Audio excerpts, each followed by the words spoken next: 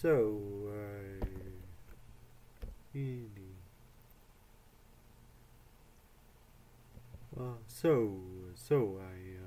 Okay, let's see here. I wanted to, make a, broadcast here about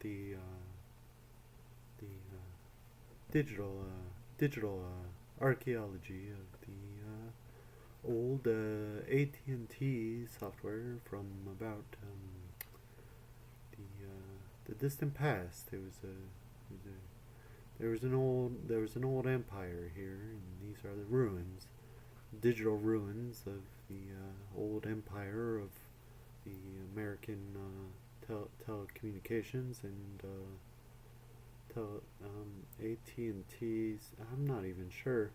Some kind of squiggles and symbols.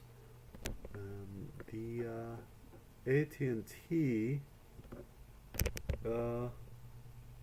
was an old empire on, in the Americas, the old American empire of AT&T. AT&T was an old empire of digital telecoms and telecommunications. Digital, Alameda. Oh shit! I don't know anything. Alameda, is not, America, but it's in America somewhere. America is, quite a thing, and there is some, documentation in the library section of the, American Constitution and the, documentation. There's a list. There's a list of all the mammals. List of all the mammals. That comes with the system. There's 1,432 mammals in the list. The list of mammals. That's quite a few mammals. Quite a few types of mammals. There's a list of all the mammals. And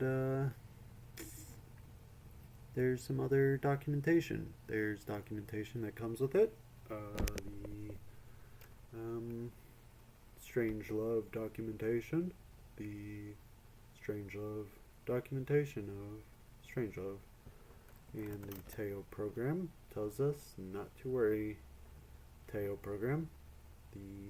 That's Teo Derat, who is a different guy who is also not involved with anything.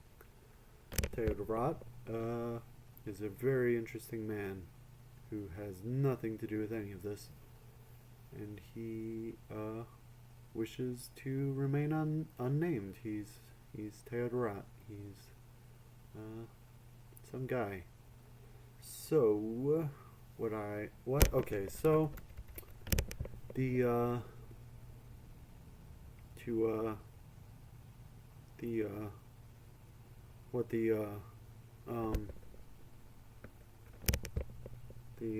digital archaeology.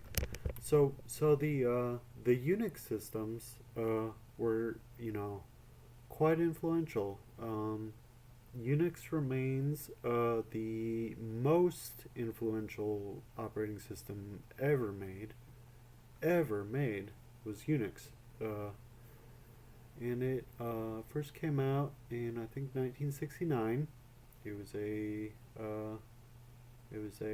product from AT&T, from Bell Laboratories, a subsidiary of AT&T at that time, as I, may or may not recall. And the AT&T,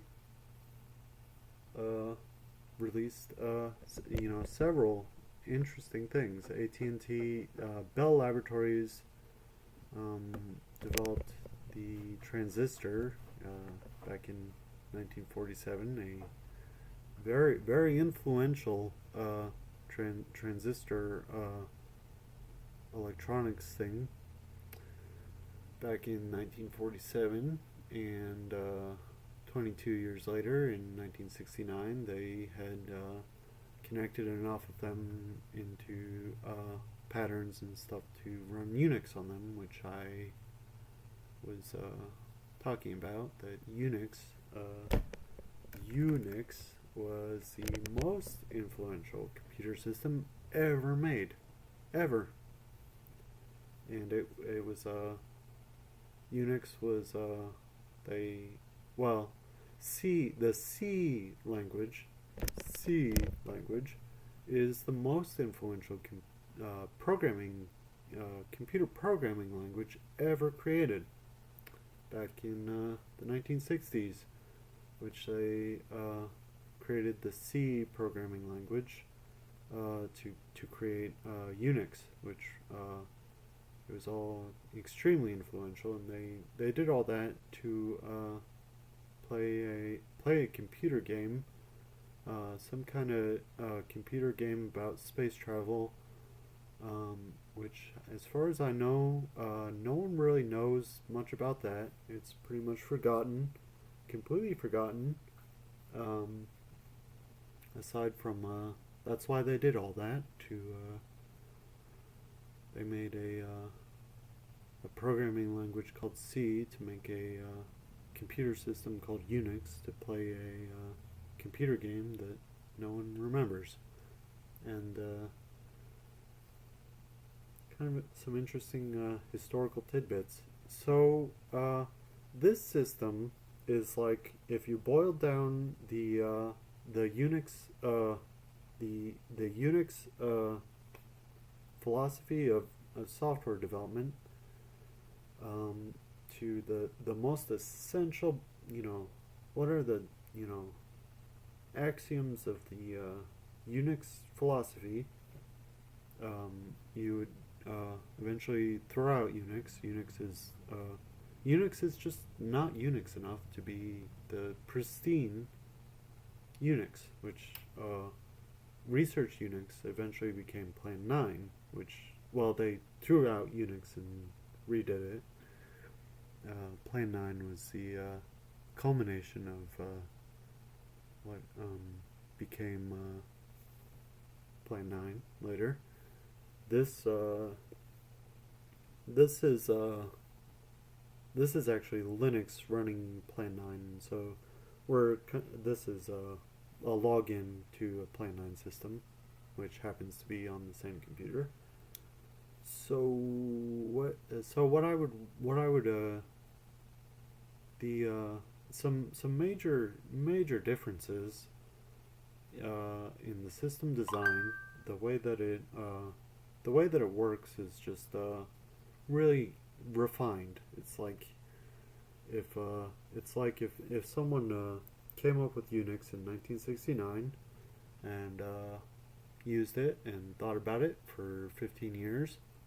They 15 years later, say like 1984, they would redo the whole thing, and that's what Plan 9 would be if they ever did that, which they did in about 1984. That's where Plan 9 came from, and it's got some really major differences from how Unix works. So people who are familiar with Linux, there are more and more people every day familiar with Linux. That is really quite a thing. Linux is really an engineering marvel. People all around the world contribute to this free Unix clone for PCs to all do things that they want with it. That's this could look like this, could look like this. This is actually Linux. How Linux looks. So that's very different than Unix. Unix would not look like that.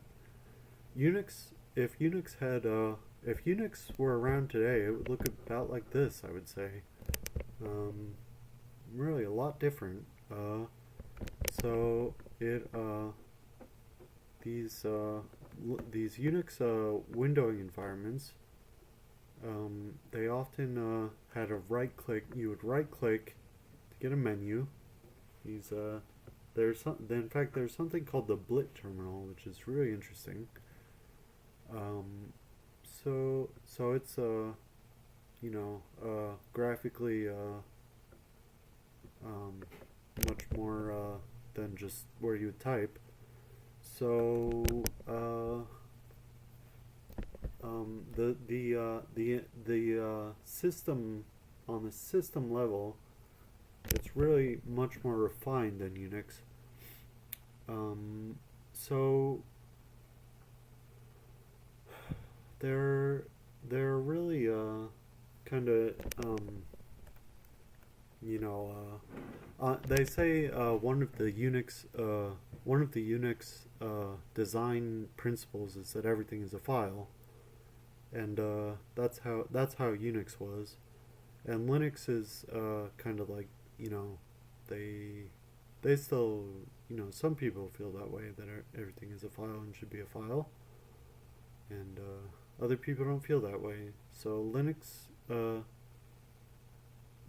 is kind of like everyone's just doing their own thing. Everyone does their own thing on Linux. It's Linux is really many engineers all throughout the world doing their own thing. So Plan 9 was the consolidation of Bell Laboratories, the culmination of many years of systems research on the Unix programming environment and operating system, and they had Research Unix, which became Plan 9 later. So Plan 9 came 15 years later to 15 years after that or so, and it was very interesting software. So Mount, you might know Mount from Unix systems. Mount is very different on Plan 9. They called it Mount again, and it's kind of like Mount, but it only works with the file system protocol. So what does that mean? Well, on Unix, if you type Mount, it would say, like, well, what kind of disk is it? And on Plan 9, if you type Mount, it would say, what's a disk? What's a disk? That's not what Mount is for. Mount isn't for disks. Plan 9 doesn't feel the same way about disks. So